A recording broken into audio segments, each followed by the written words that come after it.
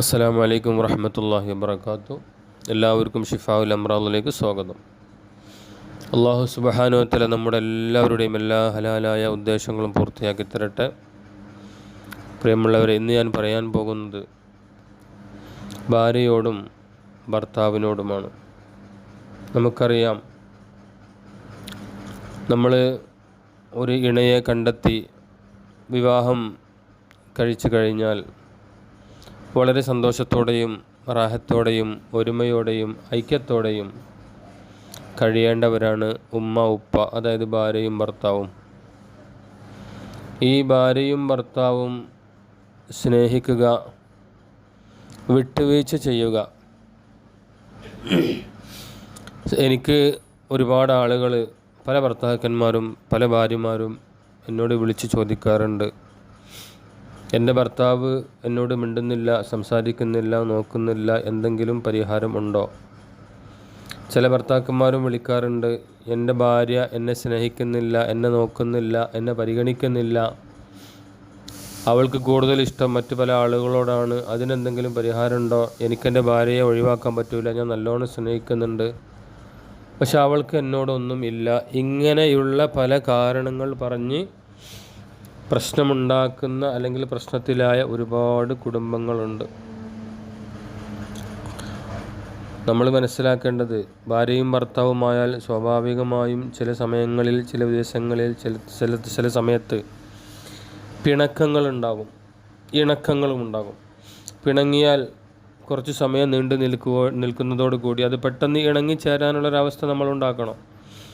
ആ ദേഷ്യവും ആ പിണക്കവും ഒരുപാട് സമയം അല്ലെങ്കിൽ ദിവസങ്ങളോളം നീണ്ടു നിൽക്കാൻ പാടില്ല. ആ പിണക്കം പെട്ടെന്ന് ഇണങ്ങിച്ചേരണം. എന്തെങ്കിലും പ്രശ്നങ്ങളുണ്ടായാൽ അത് വിട്ടുവീഴ്ച ചെയ്തു കൊടുക്കുക. അത് ക്ഷമിക്കാനുള്ളൊരു കഴിവാണ് രണ്ടു പേർക്കും ഉണ്ടാവേണ്ടത്. ഭർത്താവ് വാശിക്കാരനായാൽ ആ പിണക്കം മാറില്ല. ഭാര്യ വാശിക്കാരിയായാൽ ആ പിണക്കം മാറില്ല. രണ്ടാൾക്കും വാശി ഉണ്ടായാൽ ആ വാശി അങ്ങനെ നീണ്ടു പോയി ആ പിണക്കം ഒരു ഡിവൈസിൽ എത്തിച്ചേരും. നമ്മൾ മനസ്സിലാക്കേണ്ടത്, രണ്ടുപേരും ഒരേപോലെ അല്ല ആവരുത്. ഒരാൾ വിട്ടുവീഴ്ച ചെയ്തു കൊടുക്കുക, ഒരാൾ അങ്ങ് ക്ഷമിക്കുക. ചില സമയത്ത് ഭാര്യയ്ക്ക് ഇഷ്ടമില്ലാത്ത എന്തെങ്കിലും കണ്ടാൽ, ഭാര്യയുടെ അടുത്ത് ഇഷ്ടമില്ലാത്ത എന്തെങ്കിലും കേട്ടാൽ ഭർത്താവ് പറയും, ഭർത്താവിൻ്റെ അടുത്ത് കണ്ടാൽ ഭാര്യയും പറയും. അത് സ്വാഭാവികം. അതൊരു വലിയ ദേഷ്യം പിടിച്ച് ഈഗോ കാണിച്ച് നിന്നാൽ അത് അങ്ങനെ പോവും. അവിടെ ആരെങ്കിലും ഒരാൾ നല്ല രീതിയിൽ സംസാരിച്ച് ആരെങ്കിലും ഒരാൾ അവിടെ ക്ഷമിക്കുക, വിട്ടുവീഴ്ച ചെയ്തു കൊടുക്കുക. രണ്ടുപേരും മനസ്സിലാക്കുക, ഇനി എൻ്റെ കയ്യിൽ നിന്ന്, എൻ്റെ അടുത്ത് നിന്ന് അങ്ങനത്തെ ഒരു പ്രശ്നങ്ങളും ഇനി ഉണ്ടാവില്ല എന്ന് അങ്ങോട്ടും ഇങ്ങോട്ടും രണ്ടാൾ തമ്മിൽ പറഞ്ഞ് സംസാരിച്ച് സ്നേഹിച്ച് കഴിയുകയാണെങ്കിൽ ആ കുടുംബം സന്തുഷ്ട കുടുംബമാണ്. അവിടെ പ്രശ്നങ്ങളില്ല, അവിടെ സന്തോഷമാണ്, സ്വർഗീയ കുടുംബമാണ്. അതേ സമയത്ത് കാണുന്നതിനും കേൾക്കുന്നതിനും കിട്ടുന്നതിനും എല്ലാത്തിനും കംപ്ലൈൻറ്റ് പറയുന്ന ഭർത്താക്കന്മാരുണ്ട്. ഭർത്താവിൻ്റെ പോരായ്മകൾ കണ്ടുപിടിച്ച് എല്ലാത്തിനും പോരായ്മകൾ കംപ്ലൈൻറ്റ് പറയുന്ന ഭാര്യമാരുമുണ്ട്. ഇവിടെ നമുക്കൊരു ഭർത്താവിനെ കിട്ടിക്കഴിഞ്ഞാൽ നമ്മൾ മനസ്സിലാക്കേണ്ടത്, ഏതായാലും നമുക്കൊരു ഭർത്താവ് കിട്ടി, അൽഹംദുലില്ലാഹ്, അതിനെ സ്നേഹിക്കുക, ബഹുമാനിക്കുക, മരണം വരെ ഒരുമിച്ച് ജീവിക്കുക. അതേപോലെ ഭർത്താവും ചിന്തിക്കുക, എനിക്കൊരു ഭാര്യയെ കിട്ടി, എനിക്ക് അള്ളാഹ് തന്നതാണ്, അൽഹംദുലില്ലാഹ്, അത് മതി. അതിനെ സ്നേഹിക്കുക, ബഹുമാനിക്കുക, വേണ്ട കാര്യങ്ങൾ ചെയ്തു കൊടുക്കുക. ആ രീതിയിൽ മുന്നോട്ട് പോവുകയാണെങ്കിൽ അൽഹംദുലില്ലാഹ് ഒരു കുഴപ്പമുണ്ടാവില്ല. അതല്ലാതെ എല്ലാ കാര്യങ്ങൾക്കും കുറ്റം പറയുക, അപ്പുറത്ത് പോയി നുണ പറഞ്ഞു കൊടുക്കുക, മറ്റുള്ളവരോട് പരദൂഷണം പറയുക, കളവ് പറയുക, ഭർത്താവിൻ്റെ സമ്മതമില്ലാതെ പല വഴിക്കും പോവുക, അങ്ങനെ ഭർത്താവിനോട് ചോദിക്കാതെ ഭാര്യ സ്വന്തം ഇഷ്ടപ്രകാരം പല കാര്യങ്ങളും തീരുമാനിക്കുക, ചെയ്യുക, ഇതൊന്നും ഒരു പുരയിൽ ചെയ്യാൻ പാടില്ലാത്ത കാര്യങ്ങളാണ്.